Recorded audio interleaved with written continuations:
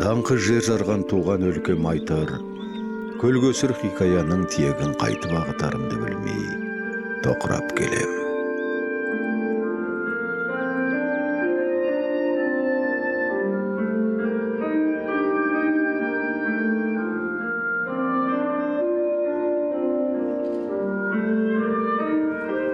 Туған өңірім менің сол қиналысымды сезгендей. Шіркін, жерден ғұлама, жерден шешен кім бар дейсің? Төңірегім тола жазу.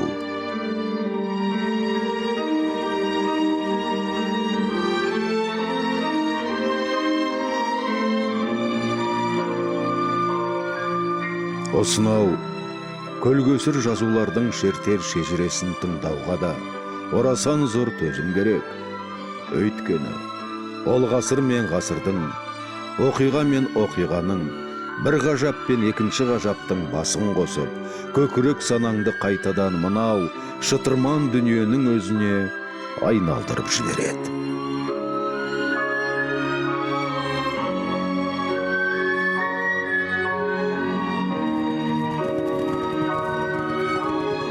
Оны оқып, көз алдыңда жоқ, көз тасаны көресің. Көз тасаны көріп, жан жағыңнан анталап тұрған күнделікті күйбеңді, маңай толы мігірсіз қозғалысты, кәдімгі өзің мен өз төңірегіңді ұғасың.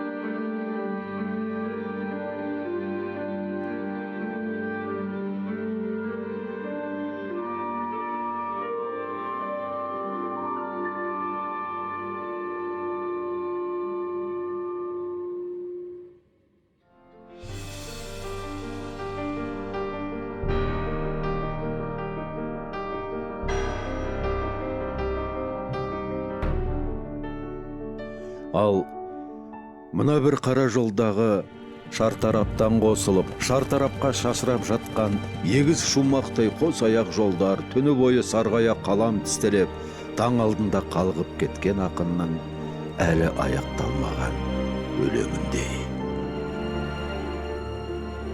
Күллі кеңістіктің өзі түптеп келгенде бір кітап.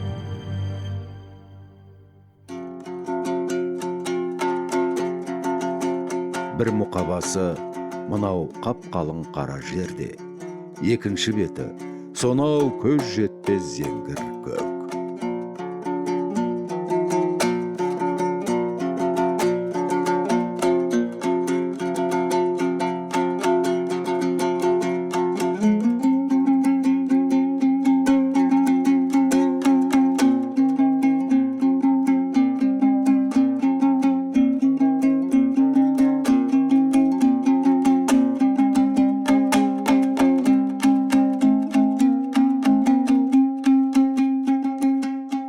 Осынау ұлан асыр кітапты да оқуға болады екен.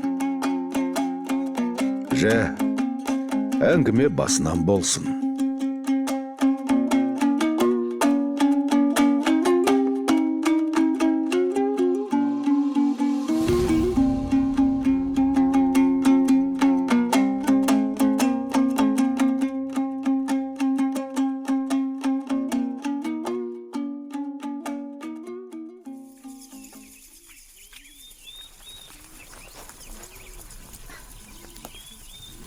Сол күні анам мені сарала таңнан оятты. Әйтеуір, әлде бір жаққа жүріп келем. Басып келе жатқаның құмақ екенін білем. Шөп басының шық екенін білем. Жүріп келем, қалғып келем. Балам, көзіңді аш. Аштым.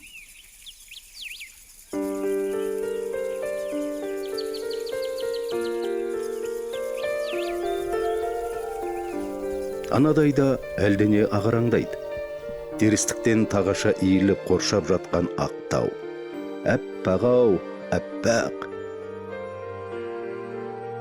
Бұл кезде біздер алтыннан да ардақты көретін шақпақ қанттай ақ. Баурайлары тіп-тік құламашың. Тек біз тұрған тұс қана сәл түйе тайлыланып барып қайтадан шыңға айналады. Сол түйе тайлы көзден түсіп жатқан қасқа жол дәл мен тұрған қара тепсеңге кеп тіреліпті.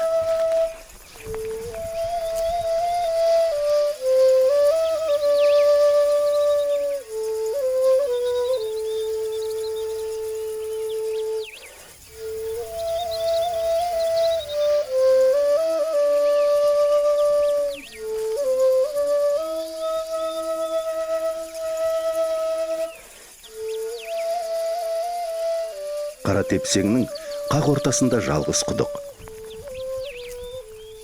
Ақ бортастан қаланған аласа әйкел. Қазір кәрі кісінің тісіндей сарғыш тартқан. Дәл сондай ақ бортастан ойылған ұзынша астау. Ештеңеге түсін алмай маңайға көз жүгіртем.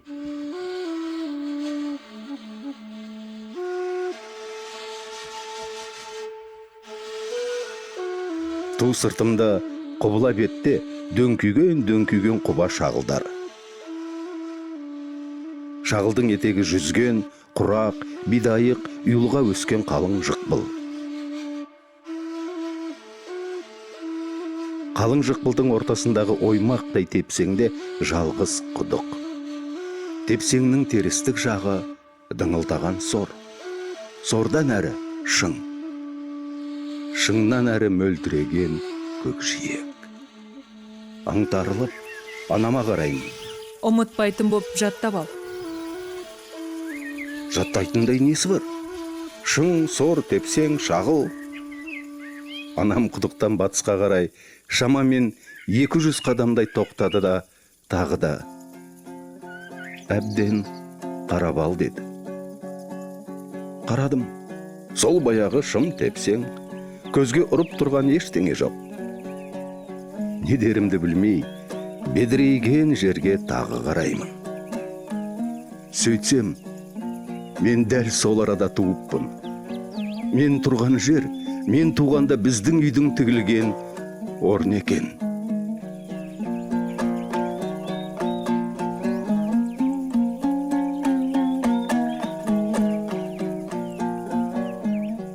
Жеті рет аунап тұрдым. Енді мен бұл араны өмір бақи ұмытпайтын көрінем. Енді мен бұл араны көзімді байлап қойса да табатын көрінем. Енді тағдыр мені кең дүниенің қай қиырына айдаса да, бұл араға табжылтпай тауып келе алатын көрінем. Енді мен туған ата-анамды қандай жақсы көрсем, жұмыр жердің осы бір пұшпағында сондай жақсы көретін көрінем. Өйткені, ол маған өмір сыйлапты. Мынау кең дүниені түгел сыйлапты. Сөйтсем, ол жылы мен жетіге келген екен. Сөйтсем, мен сол күннен бастап аяғымның астындағы мыңқ етпейтін қаранардай мығым жерге жер сала қарайтынды шығарыппын. Зер сала қараған сайын қара жердің жұмбағы көбейе түседі. Сол жұмбақты шешуге бола ма екен сірә?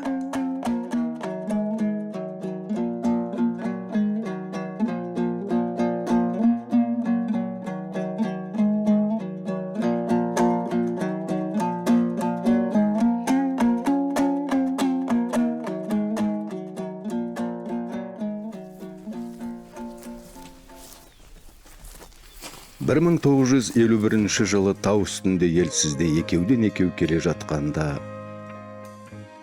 Қазақ СССР ғылым академиясының президенті Қаныш Имантайұлы Сәтбаевтың тапсырмасымен Маңғыстау қазба байлықтарын зерттеп жүрген геологиялық экспедицияның жұмысымен танысуға келген Балажан Ақкөңіл шал академик Иван Иванович Бок 5 күн бойы мені қасынан тастаған жоқ.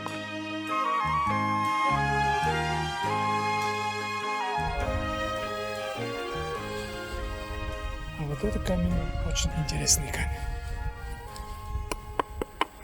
Вот смотри. Это жила. Кварцевая жила. Смотри. Смотри, он светится. Это свидетельствует о вулканической силе. Кварц оказался среди пещер.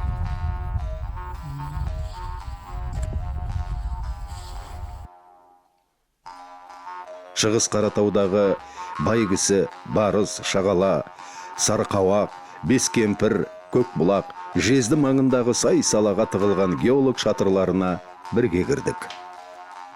Өзіміз күнде қозы қайырып келетін төбешіктер мен қыраттардағы ақ тас, қара тас, сұр тастардың аттарақ көп екен. Күн көзіне шағылысып жалтырап жататын беті жылтыр, іші бор кебір тас, гипс. Қабат-қабат боп қатпарланып сынатын жентек тас, сланец. Күн көзіне ұстасаң, саңғы болып тұратын бұрыш-бұрыш қап-қатты су тас, кварц. Өз-өзінен тоттанып жататын құж-құж қоңыр тас, темір тас. Бір жері көк жасыл, сап-сары боп, саңғы болып жалтылдап көрінетін қоңыр көк тас, мыс тас. Қасымдағы қария соның бәрін жет атасының атындай жатқа соғып келеді. Сонда қара жердің де құпиясын білетін соңғыла қария маған не деді екен?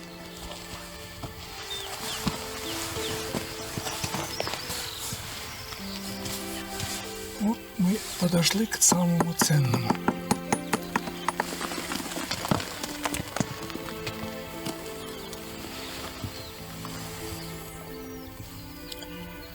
Вот это и есть марганец. Очень ценный элемент. Во время войны для нужды фронта весь марганец был добыт в Казахстане.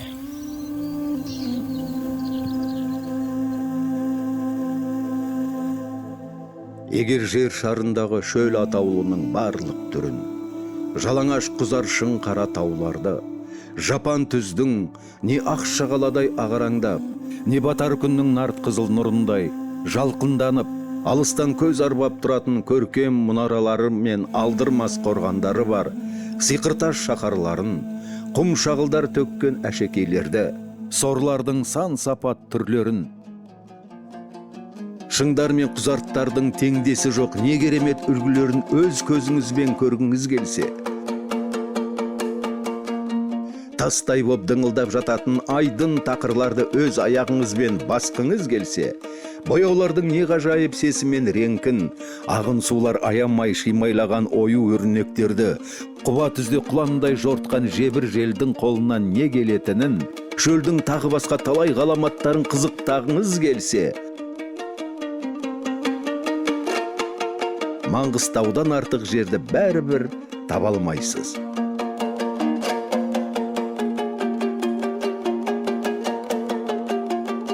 Шөл табиғатының алуан-алуан құбылыстарының бәрі осы бір асыл қазына жиған алтын сандықтай аядай өлкеден түгел сұрасады. Алтын сандықтағы қыруар байлыққа әлі ешкімнің қолы тиген жоқ. Уақыты келгенде ит арқасы қиян Маңғыстау пайдалы қазбаларды өндіру мен өңдеудің аса ірі орталығына айналып шыға келеді. Бұл өлке ұйықтап жатқан арудай өзінің оянар сәтін күтуде.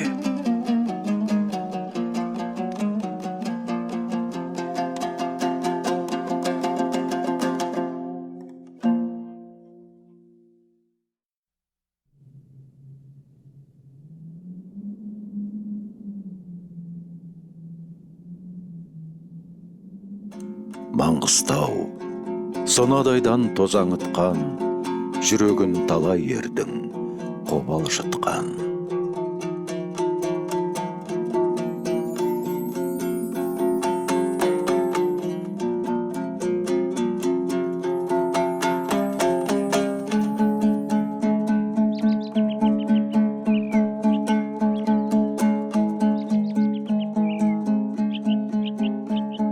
жақ мүйісінен ақсиып жол шығып жатқан құмақ жалдың күнбатыс бетіндегі көлденең ойға дұрыстап зер салған кісі Маңғыстау шертер хикаяның кілтін тапқандай болар еді.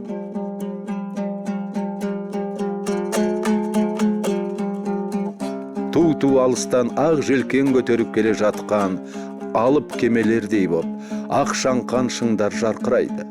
Сосын қайтадан қайқы шоқылы Қаратау сілемдері жалғасады. Қазіргі автомобиль жолдарының бір қапталында жарыса жүгірген оқ жыландардай шұбыртпа сүрлеулерді көресіз. Үлкендер бізге сол 5 тармақ жолды Жармышқа баратын жол, Ақмышқа баратын жол, Тұщыбекке баратын жол, Ондының жолы, Шақырғанның жолы деп түсіндіретін. Осы тау жоталарынан, батпақтардан, құм шағылдар мен ойдым сорлардан лаждап өтетін өткелдер солардың бойында. Қақаған қаңтарда қалқағылар ықтасындар солардың бойында. Қақтаған шілдеде бас жасырар саяжайлар солардың бойында. Жол атасы тұяқ. 4 аяқтыға тақым салған 2 аяқты бет алды құла түзде қаңғи бермейді. Маңғыстаудың жерінің шөлекені рас, бірақ ол бет алды құла түз емес.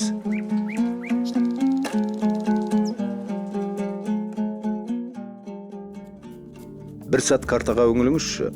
Батысында Каспий, шығысында Арал, терістігі Жем, түстігі Қарабұғаз, жол асқанның күнбатыс бетінен тарайтын 5 сүрлеуді бойлап көрейікші. Қоңыр Бұйрат тауынан терістікке бұлтарған 2 жолдың біреуі Бозашшыны басып өтіп Каспийге тірелді. Екіншісі үстірт асып Жемге тірелді. Түстік жақтағы Шақырғанның қапысына төтелеп Қарабұғазға тіреледі. Ал құмақ жалдан асып жатқан қасқа жол Аралдан бірақ шығады. Каспий. Каспийдің арғы жағы Кавказ бен Еділ бойы.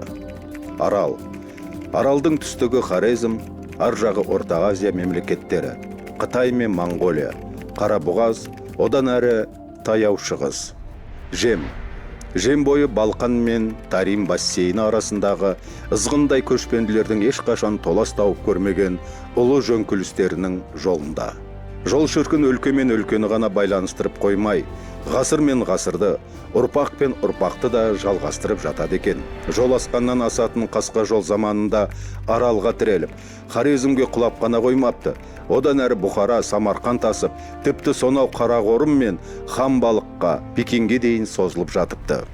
Біреуі Бозашшыға тартып, теңіз жағалап, екіншісі Қаратауды теріскей қапталдап, үстірт үстінде қайтадан табысатын 2 жол Бағзы Ноғай жолына барып қосылады. Бір шеті Жем мен Жайықтан өтіп, Еділді бойлап Қазанға, одан Мәскеуге асатын. Екінші шеті үстірт үстімен шығысқа тартып, шыңнан құлай 2 айырылып, біреуі Аралды терістігінен айналып, Сығанақ пен Отырар, Тараз бен Баласұғын арқылы Жетісуға құлайтын. Екіншісі Үргеніш, Хиуа, Бұқара, Самарқанд, Шаш, Отырар, Жетісу арқылы Қарақорым мен Ханбалық жолына қосылатын Ноғай жолы. Европа мен Азияның арасында ат құрғатпаған нағыз трансконтиненталдық қатынас жолы болыпты. Әуелі түстік жол Қарабұғаз, сосын Балқан асады. Одан бір сілемі Фируза арқылы Иранға, одан Ираққа өтеді, одан әрі Парсы шығанағын жағалап отырып Медине мен Меккеге жетеді. Екінші сілемі Көпетдақты бөктерлеп Серахс арқылы Ауғанстанға, одан Индияға асады. 922 жылы керуен тартып Бағдаттан шығып, Серахс арқылы Үргенішке жетіп, одан үстірт Сам арқылы Жемге, Жайыққа, Еділ бойына араб саяхатшысы Ибн Фадлан өткенді. Шығыс тарихшысы Әл-Истрахидің 930-933 жылдар шамасында жазылған Китап Мисалик Әл-Мемалик атты кітабында мұсылман елдері мен Хазарлар елі арасындағы сауда жолы өтетін Каспий теңізі маңындағы бірден-бір үлкен елді мекен Сияқ-Кук түбек екенін айтады. Ал одан 2 ғасыр кейін өмір сүрген тарихшы Мұхаммед ибн Наджиб Бекран Хорезмшақ Текешке арнаған Джихан Нама кітабында Маңғыстауды жайлайтын түріктердің өз ханы бар екенін жазады. Тарихшы Ибн Әл-Әсер Әл-Камил фи Парих кітабында атсыз Маңғыстауды Хорезмге бағындыру жорығында Маңғышлақ деген қамалды алды деп көрсетеді. Парсы тарихшысы Якут Маңғышлақ Хорезмнің ең батыс шекарасындағы орыс мемлекеті Саксин және Хорезм аралығындағы мықты бекініс қамал деп мәлімдейді.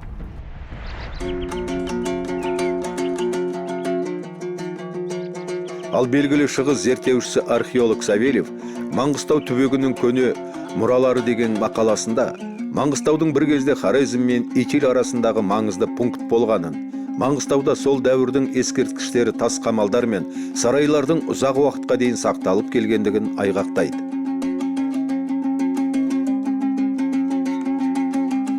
Зелинскийдің жасаған схемасы бойынша Ұлы Жібек жолының далалық тармағы біздің дәуіріміздің 1-ші ғасырында Маңғыстау арқылы өтіп жатқан.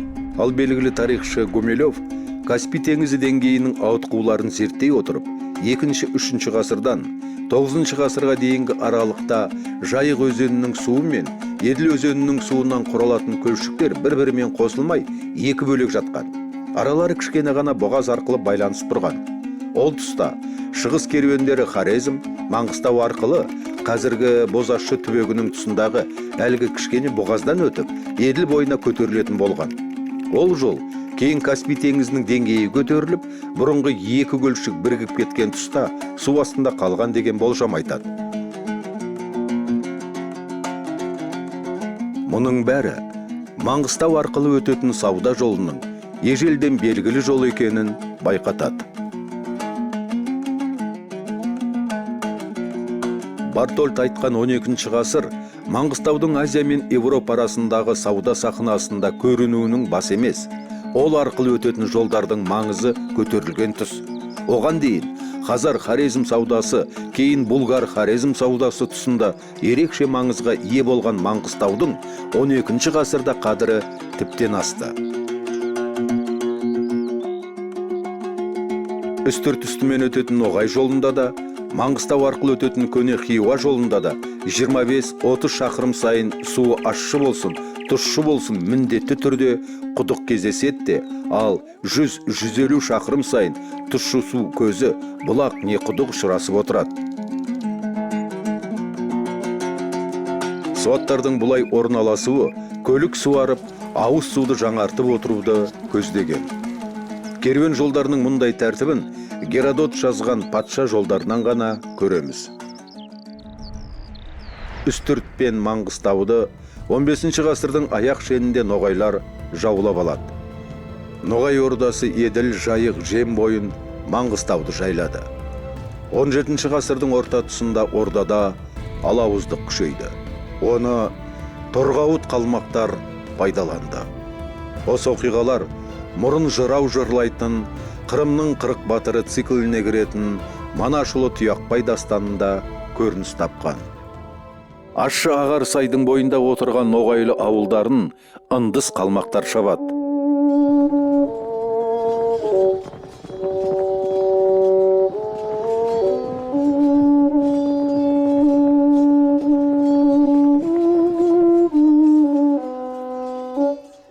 Олар ноғайлының ақылшысы Орманбетке бізге көн деп талап қояды. Би көнбейді. Қалмақтар оны өлтіріп, қалған 11 биді шақыртады. 11 би қалмаққа келе жатып, Манашы мырзаның үйіне түседі. Оған бізбен бірге жүр дейді. Оларға Манашының шешесі Күйкен ере келеді. Ащы ағар сайдың бойындағы қалмақтарға 11 би 3 күнде қайтып келеміз. Елді көндіріп келеміз деп, Манашыны аманатқа тапсырып кетеді. Бірақ қорқақ билер 3 күнде келмей, ауылдарын жасырып көшіріп әкетеді. Қалмақтар Манашыны кескілеп өлтіреді. Оның күйігіне шыдай алмаған анасы Аралтөбе тауының бір шыңынан ұшып өледі. Содан бері бұрынғы ащы ағар сайы Манашы, Аралтөбе тауы Күйкен ұшқан аталып келеді. Жырда айтылатын Манашы сайы қазіргі Бейнеу станциясының оңтүстік жағында теңізге жетпей тартылып қалатын ащы өзен. Ал Күйкен ұшқан тауы аталмыш темір жол станциясының терістік батысында.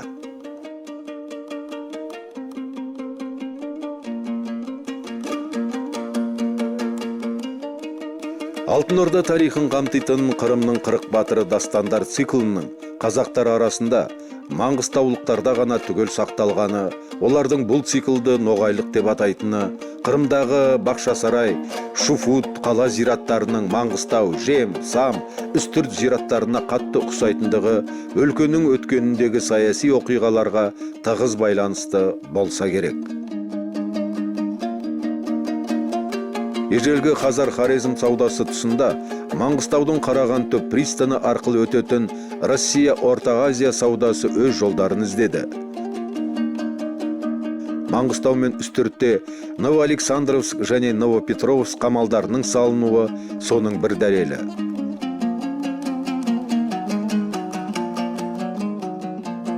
Күні кешеге дейін ешкім білмейтін елсіз түкпірлер енді саудагерлердің де, саясатшылардың да, ғалымдардың да аузынан түспейтін болды.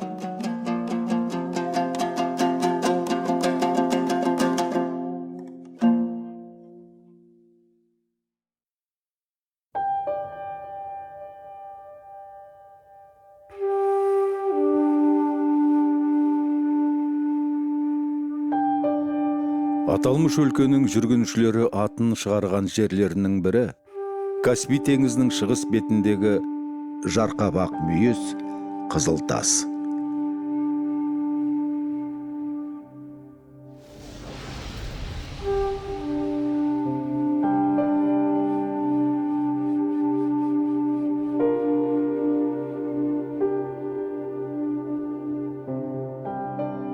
Бұл өлкеде бұрын соңды кездесе қоймаған, асықпай аяңдаған түйелі керуен тартқан жаңа саудагерлер пайда болды. Олар бастарына шалма орамайды, қоршап келе жатқан көк найзалы жасақтары да жоқ. Москва мемлекетінің күшеюі Маңғыстау мен Үстірттегі көне керуен жолдарын 16 ғасырдан бастап қайта жандандырды. Орта Азия хандықтары Индияға жол ашатын қақпа болса, Қазақ даласы Орта Азияға шығатын қақпа еді. Бірінші Петрдің шығысқа байланысты әйгілі саяси жоспарларының тұңғыш тұсау кескен жері де Маңғыстау. Адайлардың Маңғыстауға бір жола ойысуына, Жәуміт тайпасын Хорезм ойына қоныстандырып, өзінің қарулы күшіне айналдырған Хиуа ханы Мұхаммед Рахимнің кіші жүз ұруларына жасай бастаған қысымы себеп болса керек. Россия мен Хиуа арасындағы шиеленіс жыл санап ұлғая түсті. Орыс өкіметі Хиуа хандығымен бір жола есеп айырысуға бел байлады. Ол үшін Хиуаға қарсы болашақ әскери жорыққа қажет географиялық, тарихи, саяси мәліметтер жинау қажет болды. Орыс өкіметі осы мақсаттарды жүзеге асыру үшін полковник Бергке арнайы экспедиция ұйымдастыруды тапсырды. Бұл экспедицияның алдында қандай мақсаттар тұрғанын Карелиннің мына сөзінен ақ айқын аңғаруға болады. Каспий теңізінің солтүстік шығыс жағалауы географиялық жағдайы қажет ететін дәрежеде ешқашан зерттеліп көрмеген. Ол келешекте Орта Азия мен екі ортадағы сауда және саяси байланыстарымызға жол ашатын жерлерге жалғасып жатыр. Көзбе-көз таныса кеп, бұл өлке шаруамен шұғылдануға қолайсыз болғанымен, әскери және сауда-саттық тұрғыдан үкімет назарын мықтап аудара алатын өлке. Балыққа өте бай болғандықтан да, әрқилы тонаушылықтың ұясына айналған самсуларының шын құпиясын анықтау, Ұлы Татария қиырлары мен табиғи шекарамыз Жем өзені сағасын шолып шығу, қорқауды жау жүрек адай тайпасы қазақтарының шын ахуалын білу, Каспий теңізінің қайрандауының сырларын ашу. 100-ден астам адам мінген бірнеше қайық 25 маусымда Жаман Айрақты, Қабақты тауларының маңынан кеп шығады. Карелин бір жылдай зерттеу жұмысында табиғатпен қоса жергілікті халықтар туралы да мәлімет жинастырады. Карелин әскери бекініс салуға Қайдақ соры маңындағы Қызылтас мүйісін қолайлы деп тапты. Табиғаттың өзі дайын бекініс салып қойған. Құрылыс салуға керекті материалдар әрқилы көлемдегі кесек тастар мен қалақ тастары кесулі күйінде әзір тұр. Тұщы су жеткілікті, бұлақтардың көзін кеңейтуге болады. Гурьев тиіп тұр, 3 күндік жер. Одан адамдарды қару-жарақты, азық-түлікті жеткізу әрі оңай, тез, арзанға түседі. Жүк түсіретін жер өте ыңғайлы. Қызылтастан Үстіртке шығатын екі жолдың екеуі де оңай әрі қауіпсіз. Бұл Хиуаға жорыққа шығуға ең жақын, ең ұрымтал түс. Қызылтаста 500 кісі әскер ұстайтындай Ново-Александровск қамалы салынып бітті. Маңғыстау түбегінде патшалық Россияның ықпалының мықтап орнығуы осы қамалдан басталды. Оны 1834 жылы тамызда генерал Перовскийдің өзі келіп көрді. Карелин саяси ықпалын мықтап орнықтырғысы келіп, көшпенділердің рубасыларымен келіссөз жүргізе бастады. Бұл Россияның Каспийдің шығыс жағалауын иемденуге байланысты көптен бергі жоспарын түпкілікті жүзеге асыруға көшкенін байқатады. Қызылтасқа Карелин салған орыс бекінісі Каспий-Хиуа сауда жолының тірегі болуға қолайсыздық көрсете бастады. Құдықтары бар, түйелі керуенге аса ыңғайлы ежелгі Маңғыстау жолы бір қиян бұру қалды. Үлкен кемелерді қабылдауға тиісті қолтықтың суы жылма-жыл тайыздана берді. Бекіністің тұрған жері балық кәсіпшіліктеріне тиімсіз болып шықты. Тұщы су жетіспеді. Қамал ел ішінде өз ықпалын жүргізуге де ыңғайсыз еді. Әсіресе шұғыл жорықтар тұсында көшпелі ауылдардан көлік жинап алуға қиындықтар туғызатын болды. Сондықтан 1839 жылы капитан Ширков пен капитан лейтенант Бадиска жаңа қамал салуға Түпқараған түбегін қолайлы деп тапты. Жаңа қамалдың құрылысын инженер капитан Генрих жүргізді. Оған 1859 жылы Александровск форты деген жаңа ат берілді. Каспийден арғы далаларға тұрақтап табан тіреу Россияның сол кездегі сыртқы саясатының ең басты қағидаларының бірі болды. Оны генерал Хрулев айтқан. Жаңадан салынған Александровск фортына 3 шақырымдай жерде Николаевская станциясы пайда болды. Хиуа мен екі ортадағы қарым-қатынас бұрынғыдан бетер шиеленісе берді. Орыс әскері Сырдария бойын, Жетісуды, Ташкентті, Самарқандты бағындырды. Енді отаршылдық картасында бояу түймеген ақтаңдақ боп, бар болғаны тебінгідей ғана Хиуа хандығы қалды. Оған Россияда, Англияда бірдей көз сүзуші еді. Жан-жағын шөл қоршап жатқандықтан талай жиһангерлер алыстан айналып өткен бұл өлкені орыс әскері бәрібір бағындырмайтын басқа бел буды. Орыс қару-жарағы Орта Азияға дендеп кіріп, таяу шығыстағы Британ жолын бөгей алатындай болды. Каспийдің шығыс жағалауы да бір жолата Россия ықпалына өтті.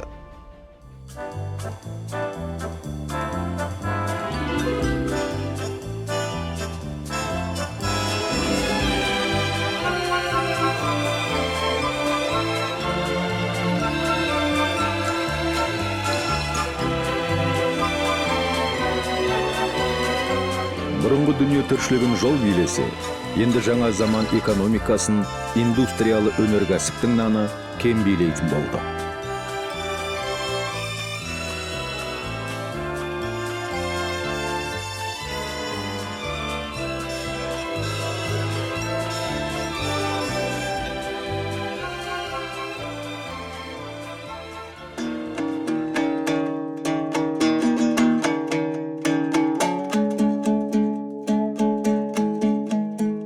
Бұрынғы жолаушылардың аузынан суат аты, бұлақ аты, суы балдай құдықтар мен саялы бағы бар қыстаулар, Сенек, Сумса, Бесоқты, Қараған, Қанға, Жыңғылды сияқты елді мекендер түспеуші еді.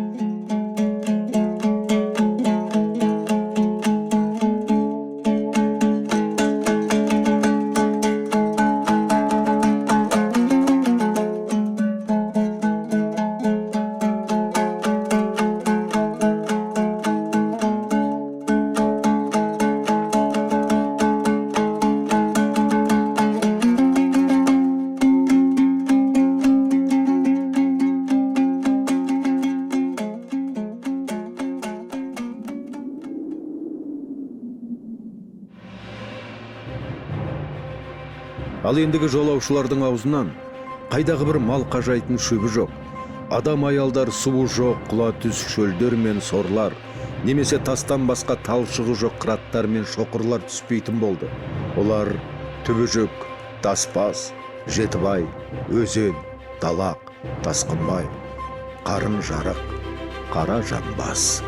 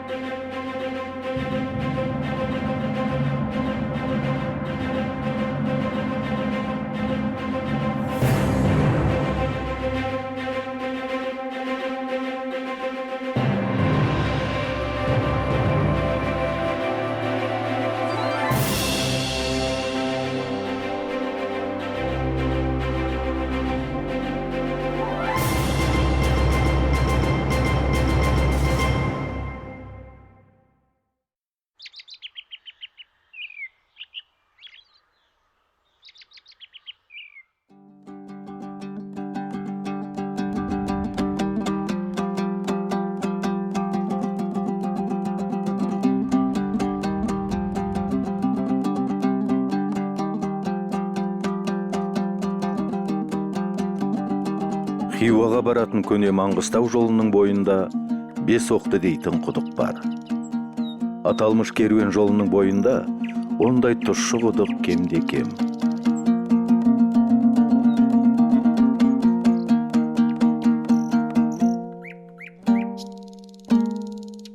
Алыс жолмен аптап ыстықтан қаны қатып, қаталап келе жатқан жолаушылар оған жеткенде нағыз жұмақтың төріне шыққандай бір рахаттанып қалады. Оны ағылшын саяхатшысы Дженкинсонда, неміс саяхатшысы Каруцеде, өткен ғасырдағы Хиуа жорығына қатысқан Ламакин, Алиханов, Аварскийлерде өз шығармаларында аса үлкен ризашылықпен еске алады. Ол төңіректегі жер аттарда қызық: Бес оқты, Қызғырылған, Жеті мұнара.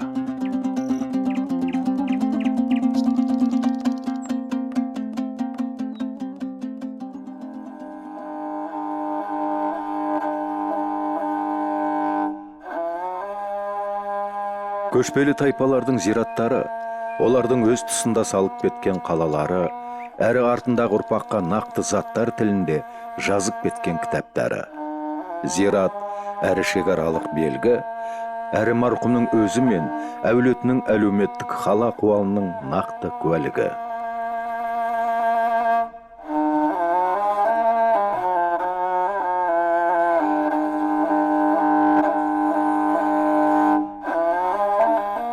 Зираттағы ескерткіштерге үңілген жерде бұл аймақта қай дәуірде қандай тайпа мекендегенін, оның қандай саяси оқиғаларды бастан кешкенін, қай тұста кімдерді жеңіп, кімдерден жеңілгенін, әл-ауқаты, мәдени өресі қандай дәрежеде болғанын ұғалады.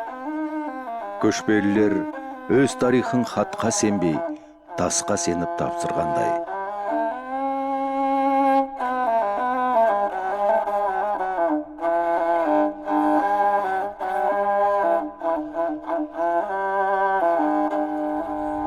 Археолог Поляков Маңғыстау ескерткіштері Балқан түбегіндегі ескерткіштерден де бұрынырақ пайда болғанын, сан жағынан көп, архитектуралық, этнографиялық әрі алуандығы жағынан аса бай екендігін анықтады. Маңғыстау зираттарындағы ескерткіштердің Каспийдің шығыс бетіндегі мәдени ескерткіштермен қоса Еділ бойы, Жайық, Жем сағасы, Азов пен Қара теңіз бассейніндегі ескерткіштермен ұқсастықтарын аңғартады. 13 ғасырдағы Жәлелиддиннің моңғолдарға қарсы күресетін әскерді Маңғыстаудан жиып алатыны да, Орта Азия билеушілері Махмуд Шайбани, Исфандияр, Махмед Хасан бектердің бәсекелестерінен жеңіліп қалғанда Маңғыстауға барып, әскер жинап қайтатындары да жеткілікті дәлел бола алады. Сол сияқты Иванин Маңғыстау зираттарынан көшіріп алып, Савельевке оқытқан жазулары арасында Қазы, молла, бай деген сөздерімен қоса хан деген сөздің де әлденеше рет ұшырасатыны тегіннен тегін болмаса керек. Маңғыстау саудасы Россиядан Орта Азияға құрлық арқылы баратын Сарайшық, Орынбор, Троицк жолдарының ашылуына байланысты кейінгі жылдары ғана әлсіреп кеткенін, соның өзінде түпқарағанға Орта Азиядан, Персия мен Индиядан 5000 түйе керуен келетінін, айлақ көсесінің ұшында товарлар мен астық сақталатын қойма барын, оның биік дуалмен қоршалып, қарулы қарауыл күзеткенін, 1740 жылдар шамасында кейін Александровск форты салынған Қорғантас дейтін биікке шолғыншылар тұратын мұнаралары бар тас қорған тұрғызылғанын жазады.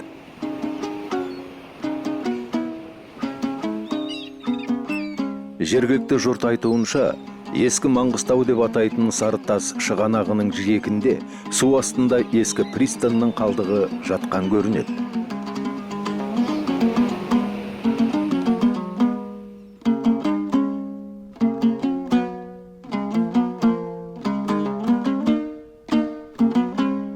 Маңғыстауда жартастан үңгіп жасалған ескерткіш тек шерғала ғана емес. Ондай жақпар шыңдардан үңгіп қазылған ғимараттар Шақпақ ата, Шопан ата, Оғланды зираттарында да кездеседі.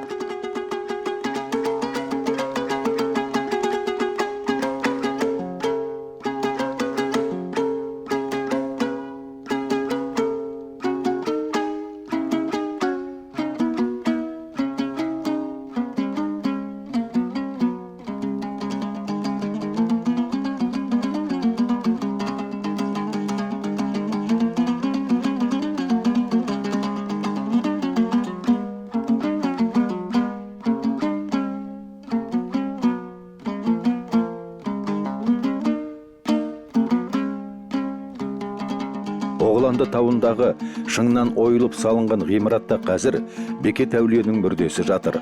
Ол 19 ғасырдың орта тұсында өмір сүрген тарихи тұлға.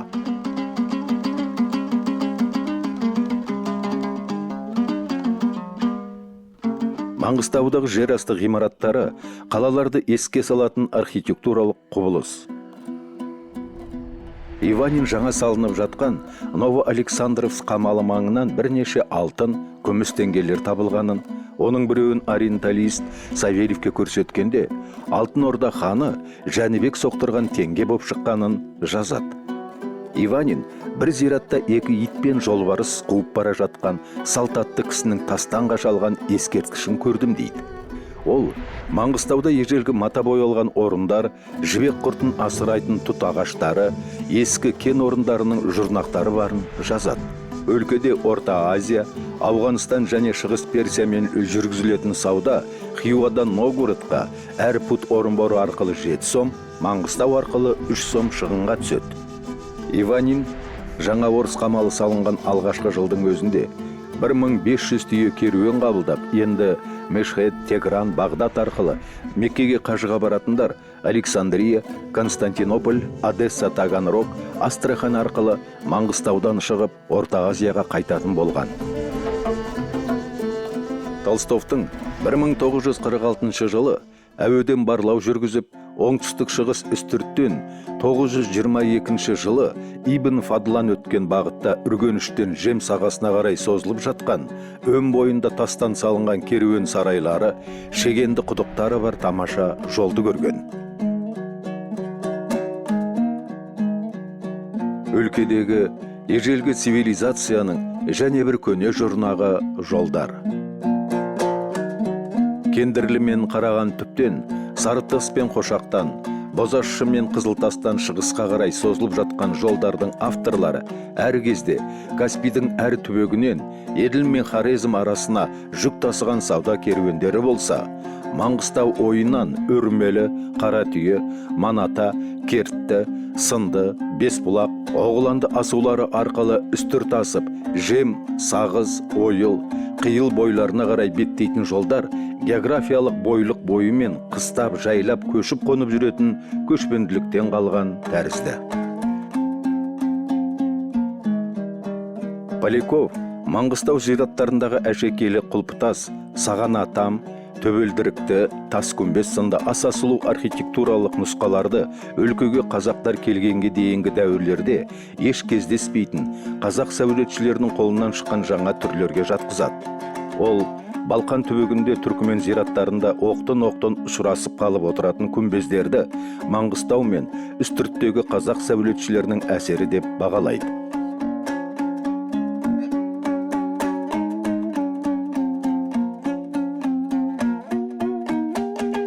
Маңғыстау мен үстірт күмбездері, саған атамдары, көшпелі тайпалар сәулетшілерінің асқан шеберлігінің айқын үлгісі. Маңғыстау қазақтары өлкенің ежелгі дәстүрлерінен тек сәулетшілік пен құдықшылықты ғана игеріп қоймай, егіншілікке де зор құлық көрсеткен. Ал енді мына бір аттарға зер салыңызшы. Көрікті төбе, сұлу торпа, тәуір қыр, сырлы тепсең, сырлы тамшы, тамшылы, жабағылы саз, қыз емшек, күркіреуік, қарагөз, дәурен биік, ақша оймақ, көрпешік, өрмелі.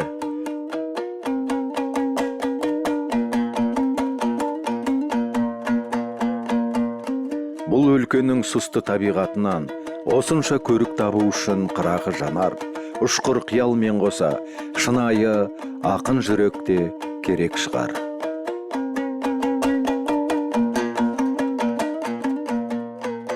Ақын жанды маңғыстаулықтар ұлдарына қоймайтын жақсы аттарды жерлеріне қойып баққан. Осының өзінен ақ туған жерге деген ыстық махаббат, өлкенің келешегіне деген зор сенім лебі еспей ме?